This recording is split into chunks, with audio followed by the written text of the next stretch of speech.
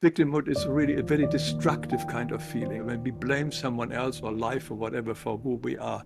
Comes because we don't understand life and karma, where we come from, why we are here. And as long as we are not making any efforts to find out we are here, we can easily fall into the role of a victim. But the first thing the oracle in Delphi says, know thyself. So self-recognition is very important. Who am I? Why am I here? These questions have to be answered. And when we understand that, then we also are no victims, because nothing happens to us by chance. Everything has a purpose, and everything is here to bring us home.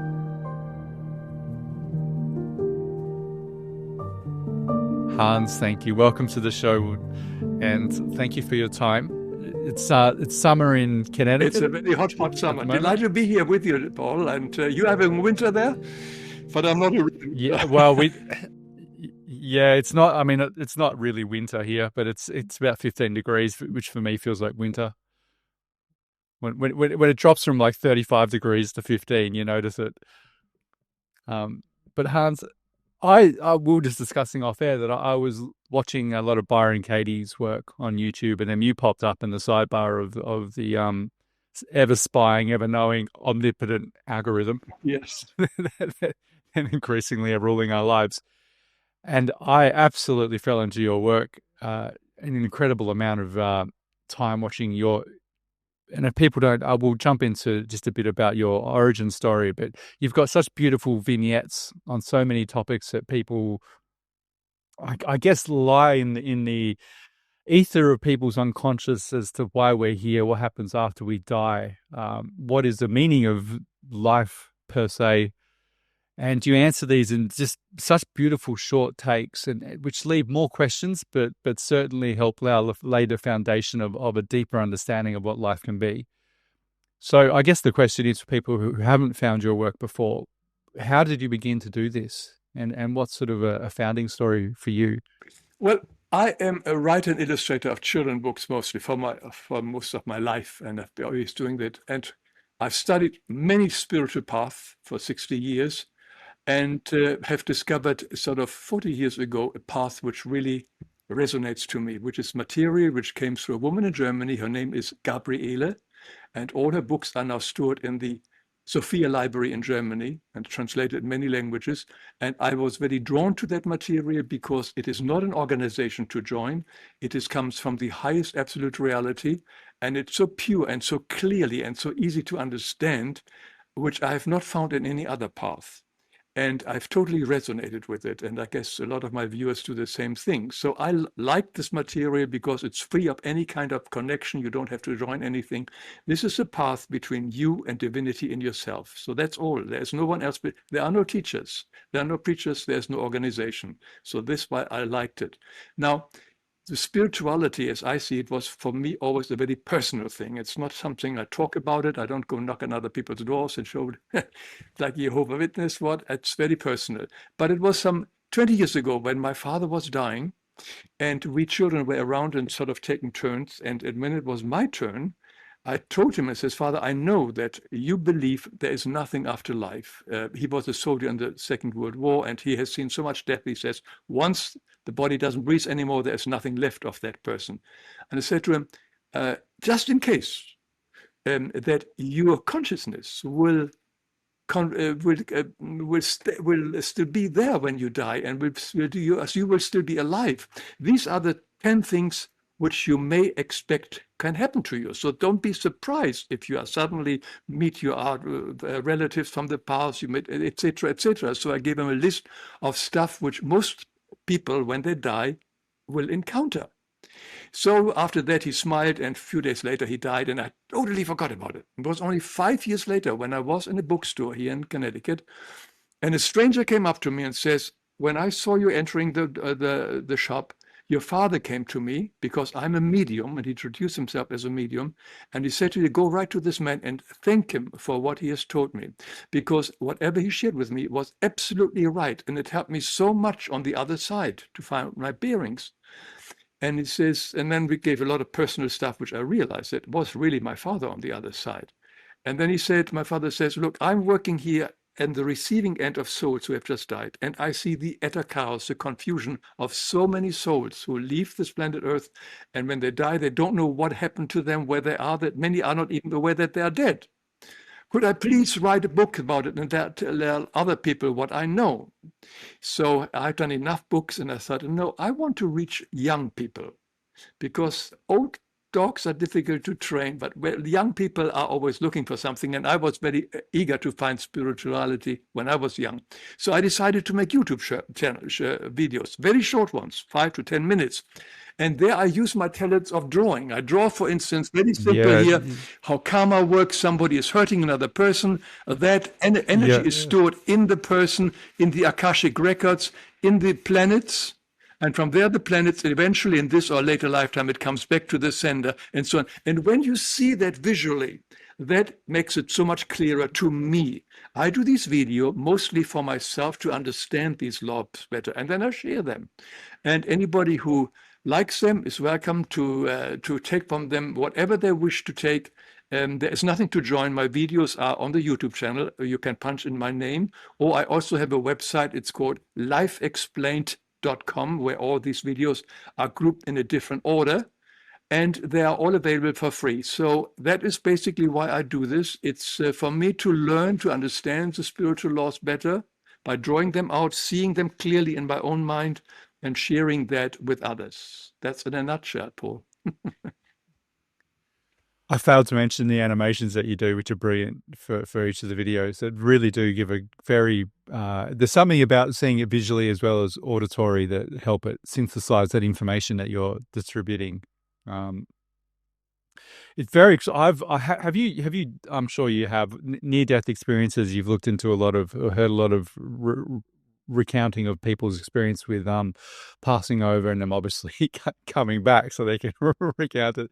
But what strikes me with those is the differences in what people experience when they also die, like dependent on whatever your beliefs are here on earth, very much are then mirrored in the afterlife, which is mind-blowing, really. It sort of shows the endless sort of stream and form of creation itself that we're continually creating through our thoughts and patterns in this plane and then into the next.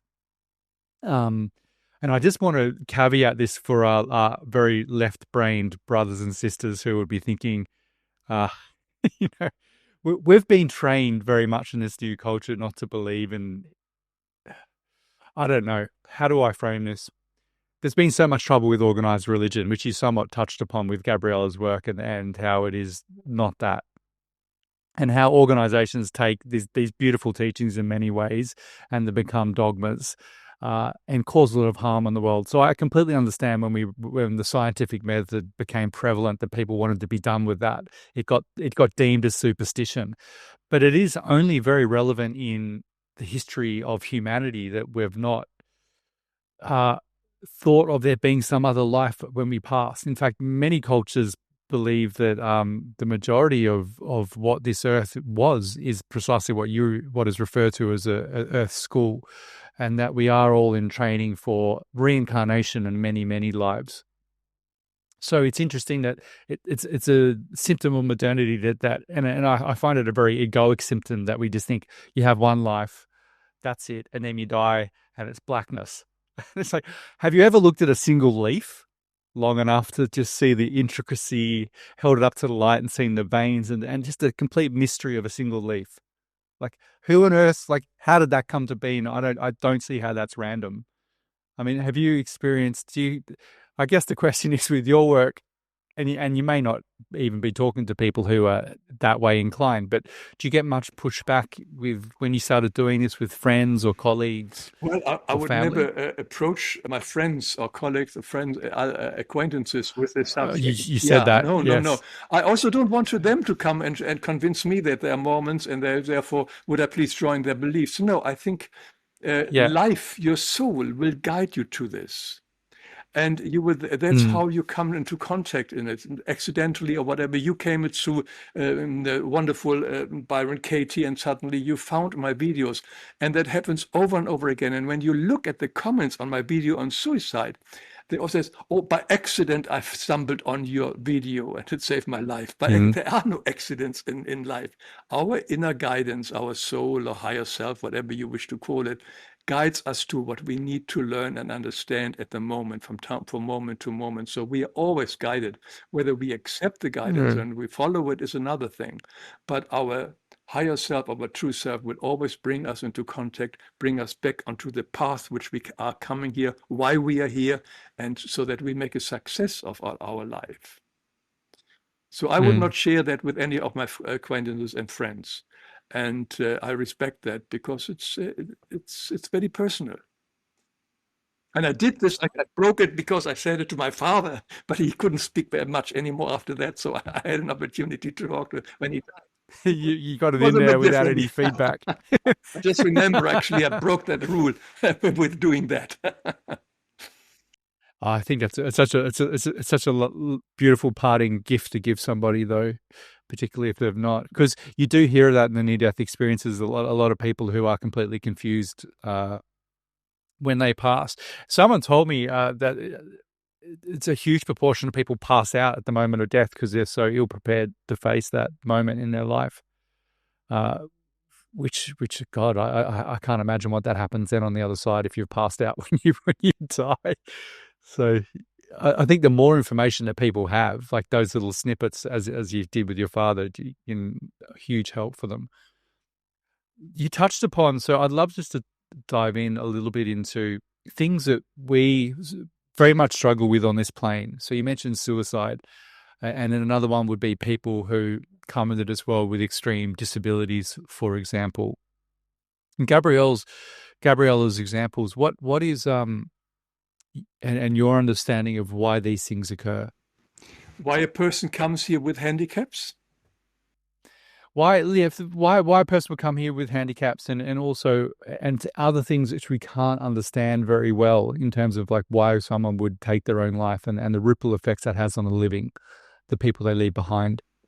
Well, with our limited human brain, and we understand very little, and we probably will see it afterwards and understand when we have left this world. Maybe it all makes sense, but at the moment we have a lot of questions. Why does it happen?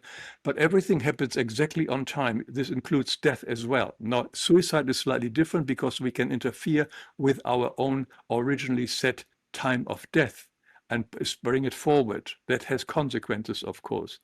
But usually everything happens right on time for us. And yeah, speaking about people with handicaps or with very unfortunate situations, souls, before we incarnate, we know exactly what we will incarnate, more or less how our life will be, who our partners will be, our parents will be. This is sort of an outline which each and every soul before incarnates has and knows. We also know the extreme difficulties we will have, because the difficulties are usually our karma in most cases coming back to us. And we embrace it and we say yes. Now you say, why do we want to come back? We have been many times and go through another awful, difficult life, because most people here on planet Earth go through a difficult life. The answer is very simple. It's the same way how a mother gives birth to the child and has tremendous pain and suffering, and suddenly, I will never do this again. And then you ask her the next year or year after, another baby and another baby, because the benefit of the incarnation as well as the benefit of the child is there. We are benefiting tremendously if we do the opportunity, take the opportunity of the school of life and come here. The coming to planet Earth is a gift given to souls who want to speed up their karma, speed up their evolution, and by clearing up their karma in the Work for shortest karma. possible time.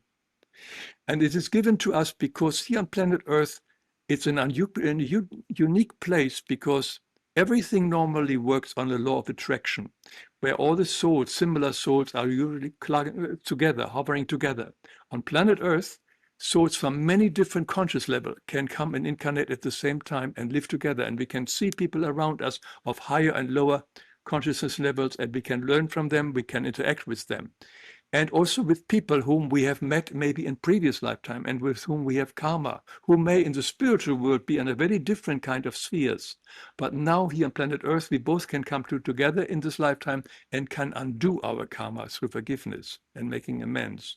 So it's a very, very unique. And my video on the amazing Earth School is something where I explained it in great detail, why we are here and how our karma from day to day, every day, a little bit comes back to us. And all the situations that we are facing is basically karma coming back to us, not as punishment, but to grow, to overcome it, to solve it. And we do that with love and forgiveness and making amends if we can. So that is in a nutshell the situation. And somebody who is handicapped and who has got a difficulties knew this prior incarnation, because that is a way how some karma can be easily flow out of that soul. Remember, every illness that we have is nothing but a flowing out of karma. It's a release of karma. In the positive, that's basically the positive point about an illness. And somebody with a handicap very often can let go of a lot of negative karma, but he or she may also incarnate to help another person here down on earth to serve and help them as a caregiver, to learn to love. That person can consciously take on a very crippled, deformed body and so on, which needs a lot of attention, so that another soul who never really developed love, suddenly, because they are the wife, the husband, the brother, or whatever, suddenly is forced to get away from their own ego and give this love to this person who needs it. So there are many, many reasons why people incarnate, and therefore it's very important for us never, ever, ever try to judge or speculate why a person has whatever situation they have, because that karma is only between them and God and divinity. We are only here to help and assist where we can. We are not here to judge or speculate on other people's karmic burden. Mm. Can I just share a very short story that where I realized I actually saw this. I think I was a teenager and I was on the train going home, and I saw this. And I grew up in a sort of upper middle class environment. It was very cookie cutter. So you're expected to go to a certain school, then university, get a certain kind of job, and then you see the parents, they'd sort of stand around gloating about each of their children and what they're doing to one another. It was more like a status game of how your child would perform. And look, that sounds like a judgment, but it certainly looked like that en masse. And I was coming home on the train one afternoon, and I saw this two older couple parents, very well put together, and sort of fit the environment from which they came. Like they looked like a lot of the other older parents in that environment. Yet when I made eye contact with the father, he had the most serene, empathetic, beautiful, loving eyes I think I'd ever seen to that point. And the same for his wife. And in between them sat their son who had Down syndrome, who looked like he must have been in his, I don't know, 40s or something at that point. And I still remember, it's such a piercing moment in my life, like the love that I could feel emanating from them. And he just smiled, the dad smiled at me, and then the love that those three had together. And the sort of, I don't want to say broken, but it was just this sort of cracked empathy of like life had cracked them open for this empathy and love to flow out. And I just thought, if this hadn't occurred, like what of their lives would have been if their son had just gone to the school and became a lawyer? What would they have learned from this life, in a very materialistic area, in a very materialistic culture? And for me, that was just this real moment of clarity as to why some of these things exist, and we shouldn't be trying to eradicate everything into perfection, because then what are we? Very good point. Very good point. Yeah, particularly parents like the one you described, people, caregivers of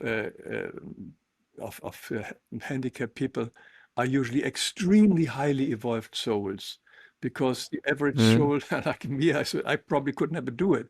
But you have to mm, be highly evolved to have that love already, unless it comes in this lifetime. But these are very usually highly angelic kind of beings. And it is not surprising that you had this emotional reaction when you looked into his eyes, because there you was a spirit being incarnated who was of a very, very high frequency.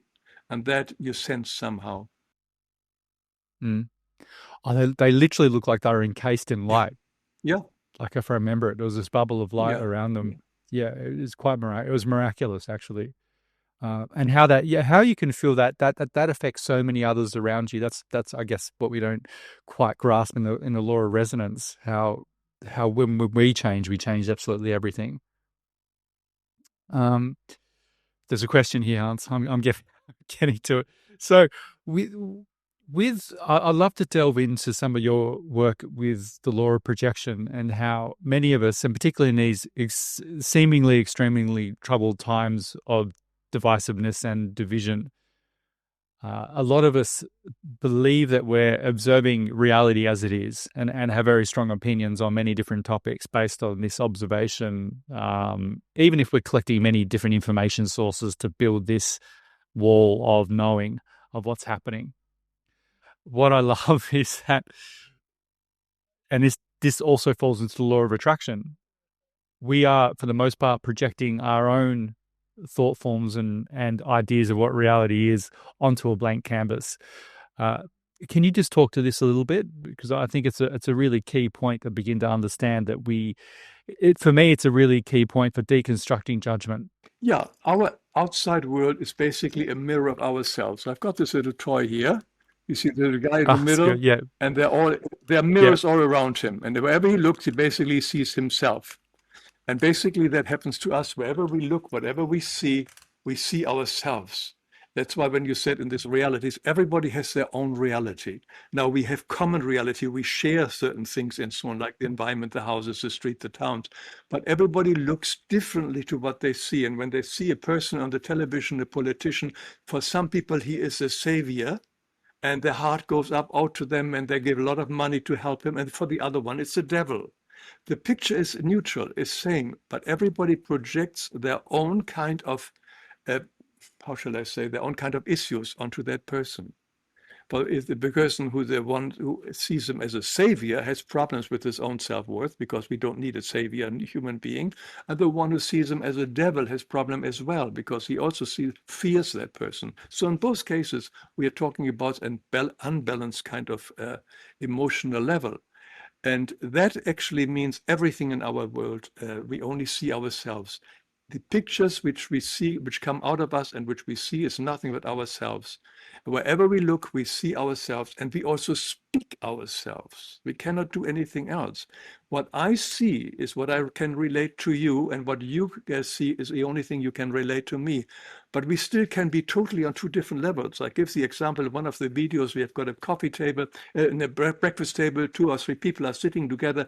Everybody is in their own kind of cocoon, in their own kind of bubble. And they all speak about themselves and says, oh, I went to the theater the other day. And the next one, the moment waits for the pause and says, oh, I went to a great minute food. And the other one, oh, I had a fight with my wife. Nobody listens really, really. They all share their own kind of pictures which drive them. And that's a very normal way of how people often interact, a very superficial, sharing basically the image that surrounds them. And that is very interesting to understand whatever is out there in the world, what upsets me. Why does it upset me? What is the reason why it does upset me? What is my thought behind it, my belief behind this? Why does this person upsets me so much? Or I should have rather put it differently. If the person upsets me, what is it that he is reflecting back to me that is in me and I do not want to acknowledge? People only reflect back to us what is in us. Emotionally, anything what hits me emotionally is something that is not cleared up in me. If I see some fights out there, if I see wars out there, Byron Katie said it so, if I see a war outside there and it upsets me, where am I at war with myself? That's one of her lines. And I like that. So the outside world mirrors back to all the stuff to us, what we still have to clear up, what we have to learn to clear up and to love. And once we love it and accept it and have seen the positive in it, because nothing can exist without the positive element, then that issue will fade away. So the outside world helps us to discover who we are, who we still have to, what we still have to clear up in our life to become more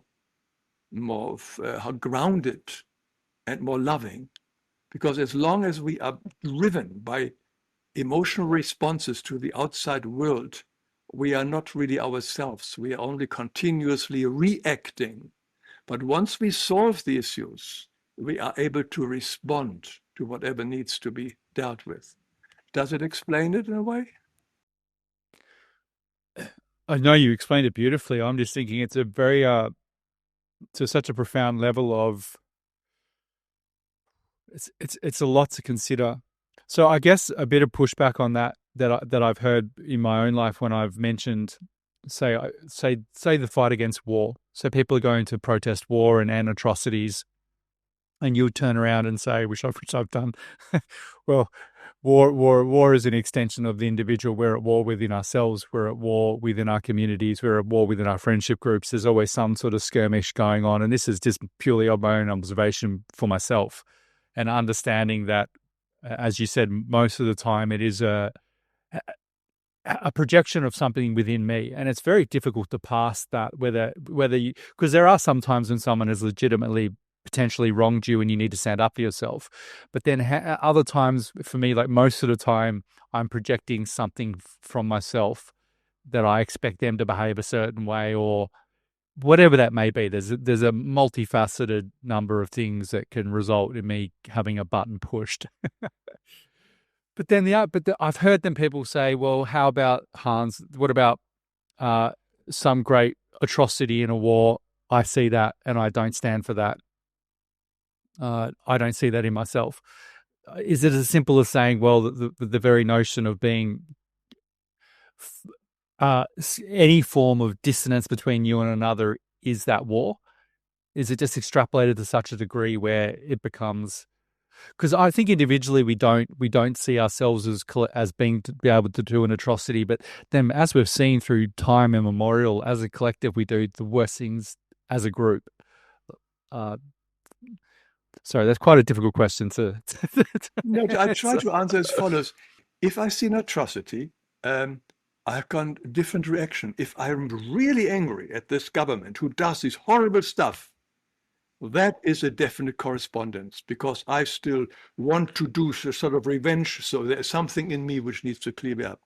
However, if I see that and I have a very profound feeling of sadness, just plain sadness, out of love for the person who is hurt as well as the oppressor, for both of them, that's a different story, because the sadness comes more from, why do they need to go through this tremendous U-turn to come to the same point which they couldn't come through love instantly, through forgiveness?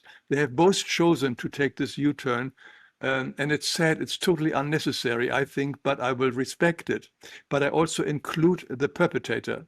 I have to have the love for the perpetrator as well, the one who suffer.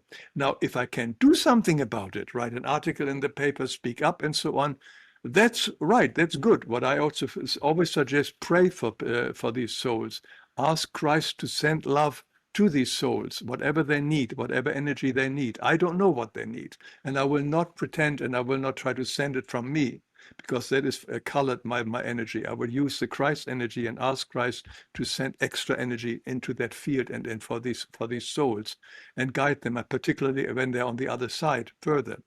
But that is basically a situation. Am I just reacting emotionally? Then this has nothing to do with the war out there. This is for me to just stop and say, what is going on here? Why do I feel the revenge in me and the hatred for this person, etc.? That is definitely a message for me. But if I see it and I'm just sort of shake my head and says, oh, why is that necessary? Why have they to do this out of deep sadness and compassion? That's basically where compassion comes in. When I compassionate feel for these people, that they do this unnecessarily U-turn in the evolution, then I think it's a different story. And that is something which is natural, which is caring, and this is what you do. If your own child suddenly goes and makes a stupid thing, you don't you just sort of, oh, I wish he wouldn't do this, but you let it do it. You give him the free will to do that. And that's, I think, the way we do it with people, with instances, as you mentioned. Many years ago, I remember I may or may not have been quite drunk, but I was walking back home after when I used to drink in my early days, and I walked past the cemetery, and I felt this overwhelming sense of what you mentioned, this sadness. I don't know where it came from, but I got home and I remember writing, I wept for the dead. No, I cried for the dead, but I wept for the murderers.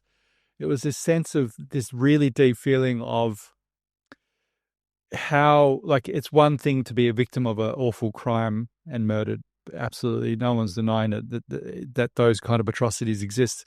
But to be the person to perpetrate such a crime, and the level of disconnection from source, from life and love, is so much more bereft than the person who was murdered. That's what it felt like. Yeah, that's a very healthy and a very evolved kind of feeling, that we feel for the person that he has so lost, as you said, the connection to source, and forgot who he is, that the only thing he can do is to do sort of a violent act to find out who he is. I think Greg Braden said it. He has got a special prayer. May the person who is doing the torturing and so on may find out who he is through the act of the torturing, so that the act of torturing, he may discover who he truly is, or something like this. I don't know the exact words, but that the negative action which we see may guide them back to who they really are, that they realize, oh my God, I'm a divine being. I shouldn't be doing this. But maybe our negative action can help us to suddenly wake us up. Mm. Yeah. Hopefully sooner rather than later. With you mentioned illness just quickly, which I'd love to touch upon, in terms of karma working out its way out of the body. And you see the same war instinct that we have in terms of that. A lot of illnesses, let's take cancer, I'm fighting cancer. It's still this mentality that we take almost to everything as if it needs to be this ongoing skirmish. When I've seen people who've healed from any number of sort of illnesses, there has been, the one thing I've seen unite them is an acceptance and a surrender to the illness, and then an understanding that there is health that underlies that illness. Is that something you've experienced, in that a lot of things I see where people are struck with an illness, it's because I see there's either a lot of stress in their life. It's not just a mechanistic, like, oh, you did all these things, so now you have this illness. Yes and no, but I know this is what science says, that 95% of all our illnesses are due to lifestyle. Lifestyle. Yeah. So if it's lifestyle, it is usually from this lifetime, but it can easily be also a pattern from the past lifetime. So if it's lifestyle, it's a free choice which we have made in this lifetime. And it's a result of that lifestyle. So, but many of the illnesses have to do with past lives as well. It's a flowing out, and I absolutely right what you say. The moment you accept it, you can heal it, and this is also what Byron Katie always says. Once we no longer fight it, it shouldn't be, but accept it. And where are the 5 or 3 important positive aspects in my present suffering or illness? Once I understand it and embrace it, then I can do the next step, like concentrating on the healing versus fighting the illness. And once I concentrate on the healing, my whole vibration changes, and that can create the healing. And if the healing doesn't come and I die from it, so yeah, that's not nice. It doesn't feel nice, but that's what it is. We are only here for 800,000 hours as an average. We all have to check out one way or the other. If we are lucky, it may be it may be less painful, but it's a way. We are not here to just have a more splendid life. We're here to undo our karma. And an illness is very often a way, as I said, an outflowing of karma. It's like somebody is taking your debt of $500,000 and suddenly takes it away from you, and now you're debt free. That gives you a wonderful feeling, and that is what an illness can give us when we understand the true purpose of an illness, when it's flown through us. and we are done with it. Our soul is free of that particular burden. Mm. I find also when a lot of people struggling with life, this is something that's really helped me, is discovering a lot of the near-death experience research, and also had just feeling from a young age that there's been many lives previously. Or it feels silly to think that it feels silly to me that we just have this one life. So then when it's framed in that we're here to learn, for some reason, I mean, have you found this? For me, it's made it feel easier when difficulty does strike, because it's like, well, this is something I need to learn, as opposed to, oh, poor me, isn't this awful? Like it changes the frame so much that, like, it's not so, I don't take it then so personally, as opposed to, well, what's the lesson? Well, many people, maybe the majority, love the victimhood. They love to be victims. And when Yeah, we we're are a in that. victim, we are caught up. I mean, victimhood is really a very destructive kind of feeling when we when we blame someone else or life or whatever for who we are. Comes because we don't understand life and karma, where we come from, why we are here. And as long as we are not making any efforts to find out we are here, we can easily fall into the role of a victim. But the first thing about the oracle in Delphi says, know thyself. So self-recognition is very important. Who am I? Why am I here? These questions have to be answered. And when we understand that, then we also are no victims, because nothing happens to us by chance. Everything has a purpose, and everything is here to bring us home. Again, Byron Katie's words. Everything is here as medicine. There is nothing, absolutely nothing that comes to us that is against our path of life. Now, it can look that way, like, for instance, bombs falling on a city, like in Ukraine and so on. This all can look bad, and it is bad. I don't say it for one moment, but it is also a clearing of karma. It's a clearing of dark, dark clouds, which are over the country, of the soul. People are communal energy.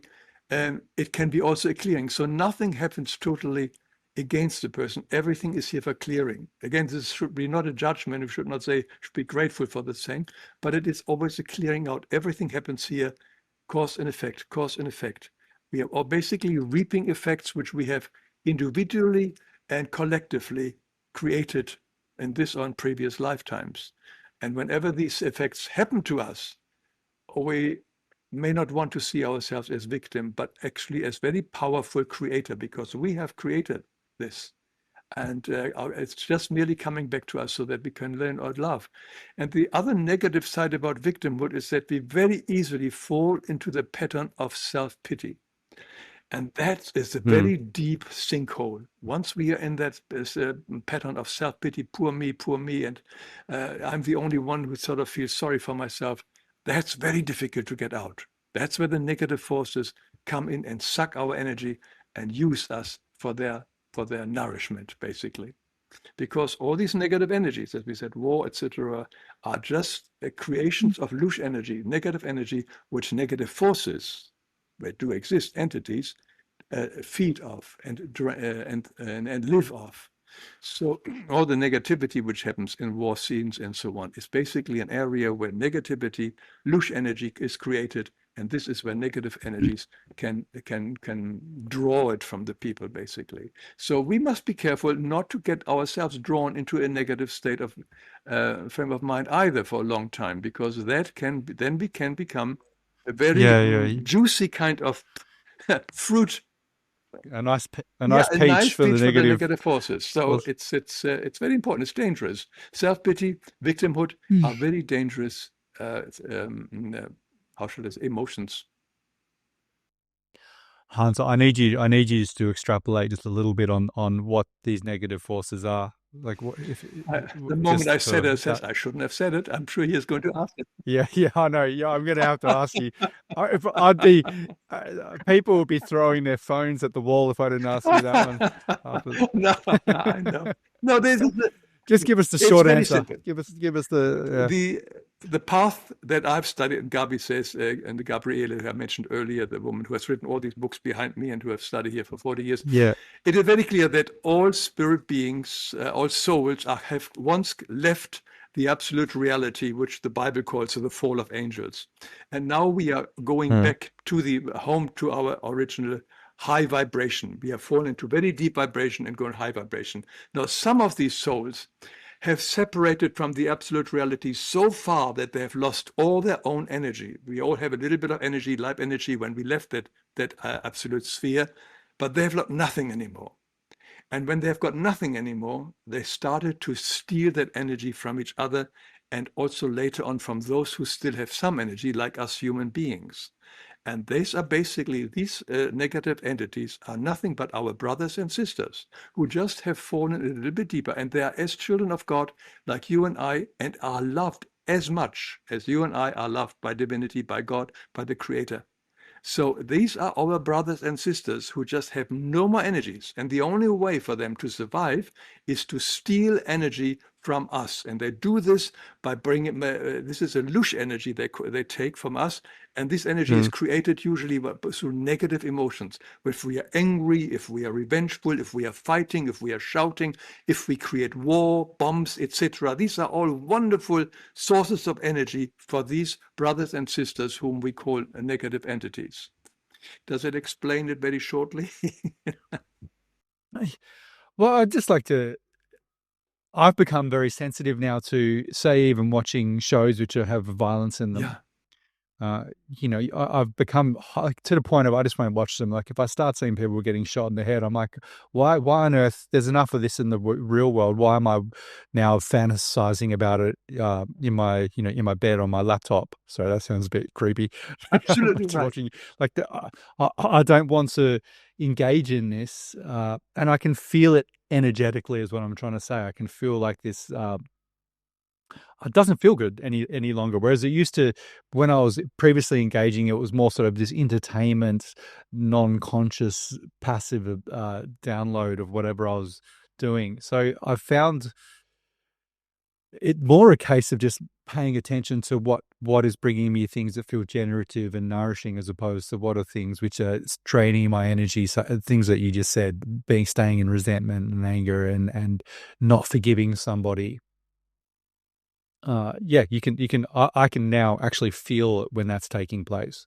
So this can be watching the news, for example, and getting justified or not, getting annoyed at things that you're perceiving as wrong in the world. Absolutely right. Yeah, this is a very wise step to stay away from this negativity. And when you flip the channel on television, 70% of all these movies and so on and series are all have elements of killing, murder, They're all blood, and violent. so on. Yeah. And I'm asking myself, why is it? Was it always that bad? Maybe it was, but maybe there is something in the whole, how shall I say, in the zeitgeist at the moment, and in the consciousness of mankind, because there are also so many series about the end of the world and etc. After the world, after the collapse of the world. There are so many series on that one. It says it's interesting. Hollywood was always a step ahead of many stuff, so they sometimes had things out there before it actually happened. So it's interesting, but yeah, stay away from that as much as you can. It is, I agree. My wife and I also, whenever there's these negativities and in this exploitative things, I like a good old-fashioned Agatha Christie, where you don't really see the murder. It's like it's amusing, Yes. because they don't indulge in the killing. That I can handle, but anything else where the blood and splattered around and says, no, you're right. It happens enough in the world. We don't have to use it for our consumption, because everything that we see, absolutely everything that we see, is stored in us. Nothing will ever go away. So we're careful what we eat. It's the same with what I said earlier. Lifestyle makes us sick. The junk food, if we continuously eat junk food, it has consequences. Our body will not respond well to it. And this explains, this also is the same with what we watch in television and paper. Yeah. Well, there's two things that come to mind. One is that we live in a world of polarity. Do you think it's a necessity to have the polarity for contrast, so we know? It's one of the things of creation, is that we do need the yin and the yang, so we understand that there's something to actually give us form, I guess, would be the thing. And the middle way of becoming enlightenment is actually transcending the earth and entering a new phase of the spirit. So maybe this plane is always going to be in some way or another. We could certainly improve. It's no doubt. Yeah, there's Gabriele speaks quite clearly about it. In the absolute reality, our home, There is no such thing. There is the permanent now. There is no time, and there is also not. Yeah. There is also no time and space. That happens through the four: time and space, and the opposite, the polarities, like good and bad. It doesn't exist in the absolute reality. And the third thing which happened is the karma, the law of karma. Because of time, we have the delay of action, and later on cause and effect. So these three things happened in our present temporary reality. They are not in the absolute reality, and they do not need to be absolute reality. We don't have that. That is full of harmony, of unity, and of peace. That is our original state of being. And in that field of unity, peace, and harmony, there is so much activity, because that is where pure creation is, and where there are continuously new planets and star system and so on are evolving, and they are populating with all different life forms, and they live in harmony and peace up there. It's difficult for us to comprehend. People always say we do need the contrast. No, we do not need the contrast. Here we need the contrast, yes, to recognize ourselves, but only for that purpose. Once we are highly evolved and return back to the absolute reality, that is no longer necessary. It's the same as there is no time, no more space, and no more karma. You just reminded me, we're not aware of how programmed we are by the culture that we entered into. It's so hard for us to imagine a different reality from the one we're currently inhabiting. Yet so many options are potentially available to us depending on how we're perceiving. Yeah, it's here on planet Earth. I mean, you and I are living in a Western life. You go to Afghanistan, or we go to etc., with the woman all covered and so on. It's a totally different planet reality. And you go to other places in the country, in the world, which live totally, totally different. In the jungles of South America, people are living in a very different style. It's all on planet Earth. It's amazing of how many civilizations and different groups of people living together with totally different value system, and totally different things, what they believe this should be right, should be how it should be, and a different judgment form. At the same time, right now on this planet. What I find beautiful about that, though, the other part of that is when I've traveled to places which are entirely different culturally, environmentally. If anything, I found I connect to people on a higher level, because you actually connect on what it is to be a human being. So the fundamentals of wanting, to look after your family and wanting to be seen and to be loved. I've had almost, in places where I've not spoken the language and I've spent a bit of time there, I've connected to people on this other level, because you almost can't, because you're not going to argue about politics, because I don't have the vocabulary or your values and so on. But you do connect. We do have, you really feel that unifying thread of what it is to be a human. And we're actually incredibly similar when you go to that plane of connection. Absolutely right. Yeah. We're all brothers and sisters in a way, but our belief system, which are usually not ours, they're all adopted from the environment we grew up in. We suddenly believe, oh, I'm a Muslim. My parents are Muslim. They are Muslim. I have to believe this, and the whole world becomes Muslim. That was not my belief ever. That was adopted, and the same applies to Christian beliefs and whatever we have. All our beliefs, really all our beliefs, are not our beliefs, and we have to question that. That's why Byron Katie always says, question it. Is it true? Is it true? And when we ask it, it's never true. So that's where the problem is, that we are all cling to our belief system because we believe this is our identity. And it's not. It's all other people's stuff. And I really want to add to that, if you think you're outside of a belief system because you're not a Muslim or a Christian, yet you believe in some form of materialism, or that science will discover everything, that's a belief system. Yeah, it's also a belief system. That's also a belief system. Yeah. Science is a belief system, definitely, because every next year another kind of they discover a different thing, and so on. How every year they discover something new. So science is always a belief system until something a new discovery comes and says the old one isn't right. We now know this one, and so on. It's always a belief system. We're just not very good at living in a world where there's no solid ground, I guess. I guess the solid ground can be the seat of your soul. The solid ground is divinity in your heart. The whole kingdom of God, which is a biblical expression, but it's basically all there is in us. It's not out there. That's why I said this little guy here. Everything is in that guy. The entire universe, all the universes, all the planets, the absolute reality is in that guy. It's in you and me, and it's in every atom. Because it's the old story that all in the all in the all. It's a holographic universe where the smallest particle contains the all. And that's why we can say God's creator is in us. Everything is in us. And when we truly understand this, then we wake up to this immense power that is in us. And when we have this immense power in us, we are also capable of undoing certain negative habits, behavior patterns, which we are totally aware of, but have not been willing to let go of it because somewhere they serve us or our ego. But we do have this immense power in us, and we can make changes with that power when we understand it. It's not the God up there somewhere far, far, far away. No, God is in us. Christ spoke over and over again is that the kingdom of God is in you. And everything is in you. We also have the Christ Spark, another video which I have made, which helps us in the healing process, for instance. So it's all in us. Everybody is equipped with the entire universe or all of existence in them.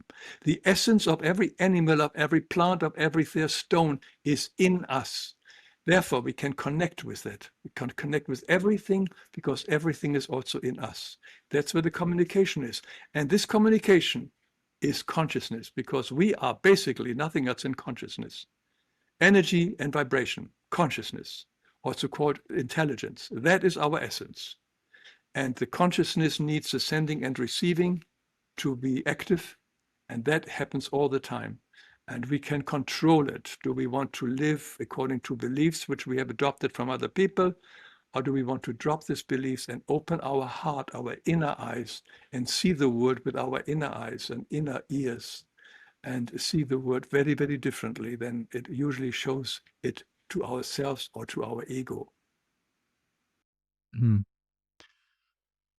Hans, to finish, I just love on that. I think it's a beautiful segue into what I see the misconception of what is deemed as the law of attraction in terms of who we are, what we receive.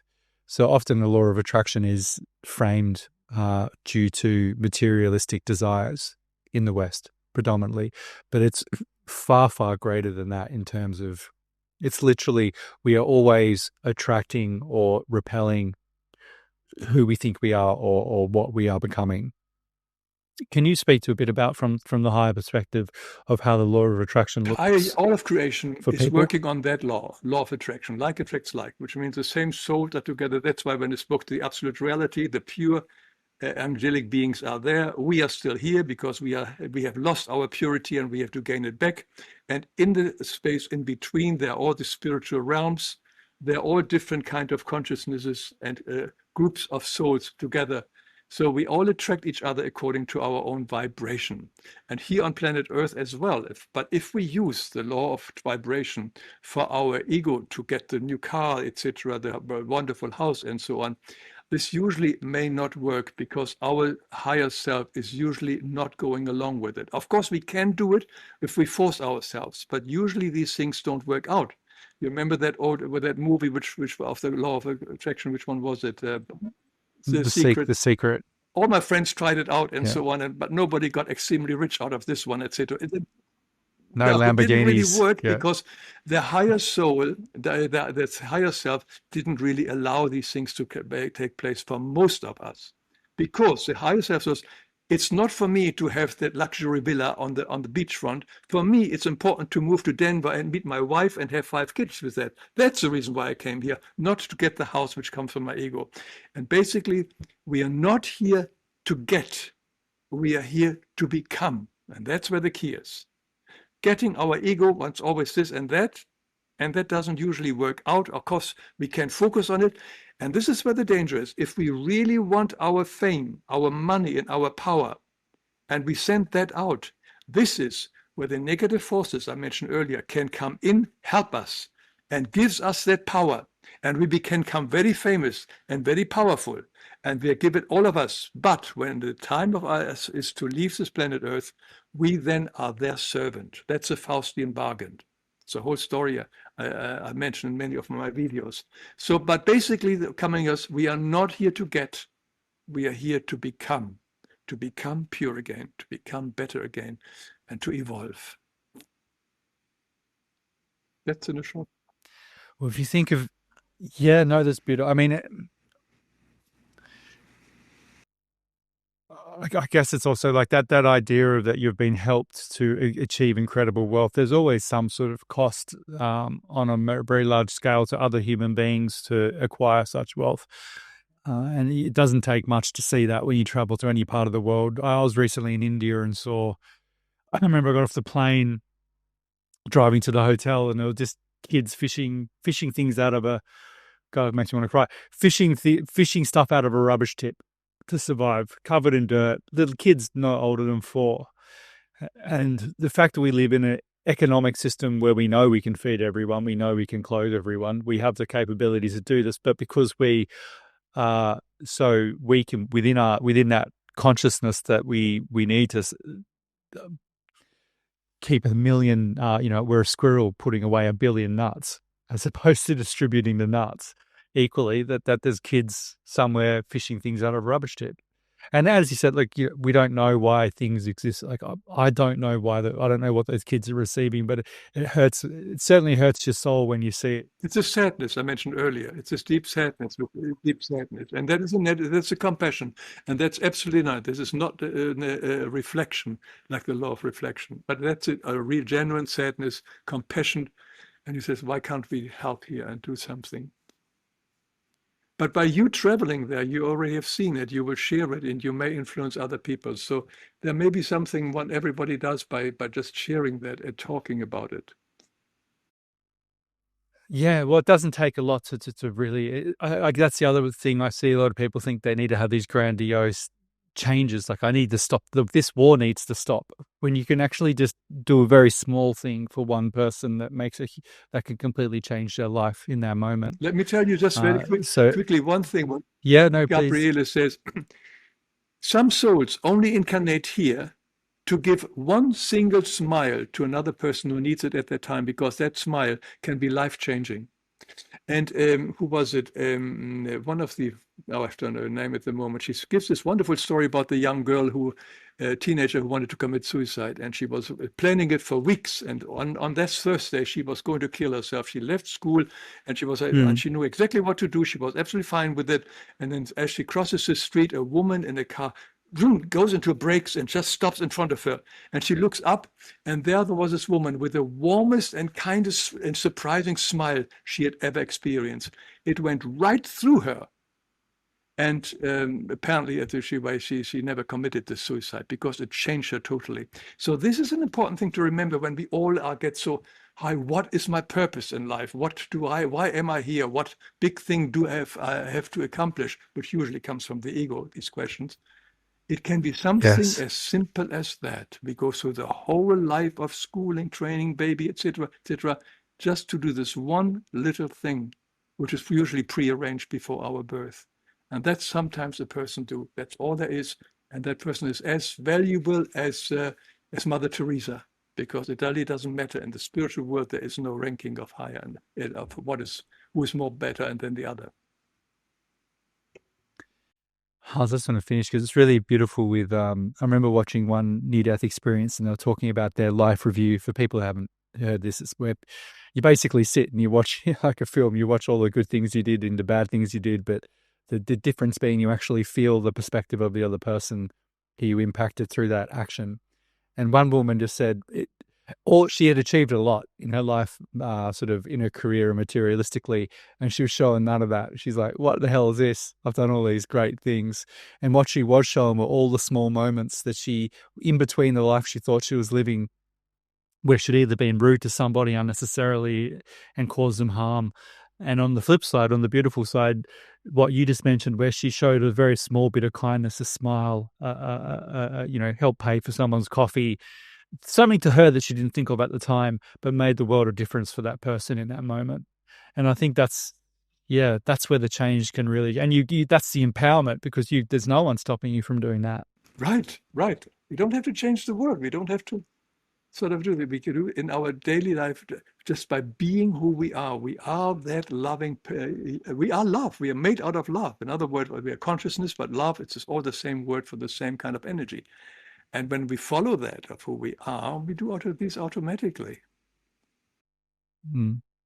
I think I just finished. I remember you mentioned Viktor Frankl talking about people when he was in the concentration camp, and there will be people going around to the beds at night giving words of comfort and their last bit of food to others who are in exactly the same situation as they were. And then what's the quote, like, you have in every moment? They can take everything from you except that one thing, you to choose in the moment who you want to be. Yeah, I guess so. I don't know the exact words, but yeah, Frank gave this one. I hope I didn't destroy No, that no, no, quote. no, no. But Yeah. it's a typical example. When everybody else has nothing, but still people who had also nothing were still able having this extra little step and sharing their last little bread or some good words with those who had nothing.